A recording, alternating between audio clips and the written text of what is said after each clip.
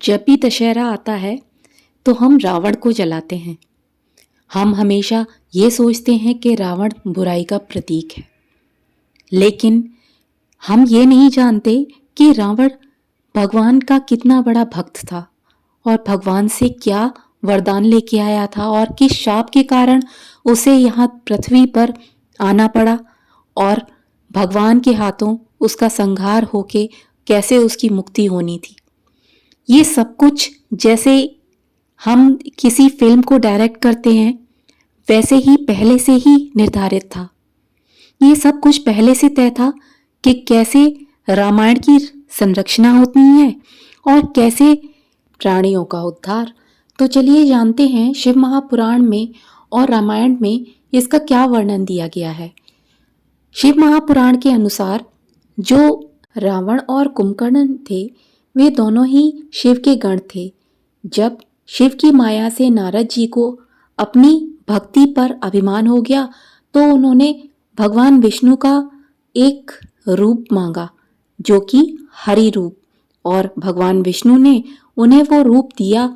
लेकिन हरि का एक अर्थ वानर भी होता है, तो जब वो वानर मुख उन्हें मिला तो उनका किसी वजह से जो क्योंकि वो मोह माया में पड़े थे और उन्हें वो राजकुमारी नहीं मिली जिससे वो विवाह करना चाहते थे, तो ये सारी विष्णु जी की और शिव जी की माया थी।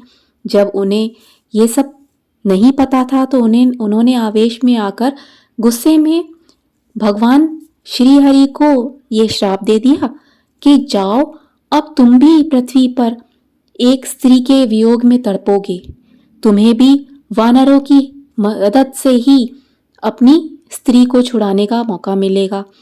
तो इसी वजह से भगवान राम को माता सीता का विरह सहना पड़ा और इसी श्राप के कारण उन्हें हनुमान जी जो कि शिव जी के अवतार थे उन्हें भी पृथ्वी पर आकर भगवान की सेवा करनी पड़ी। तो आप यही देखिए कि भगवान अपने भक्तों के भला करने के लिए वो किस हद तक उनका भला करने के लिए उन्होंने खुद श्राप झेल लिया।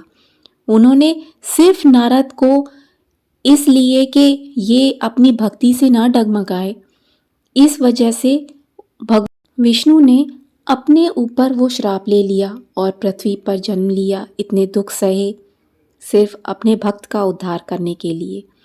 जब ये माया रची जा रही थी और नारद जी का मुख वानर का था, तब शिव के दो गण उस सभा में बैठे थे और उनका मुख देखकर वो दोनों गण हंसने लगे, उनकी हंसी उड़ाने लगे और इसी कारण नारद जी ने उन्हें भी श्राप दे दिया कि तुम दोनों राक्षस हो जाओ।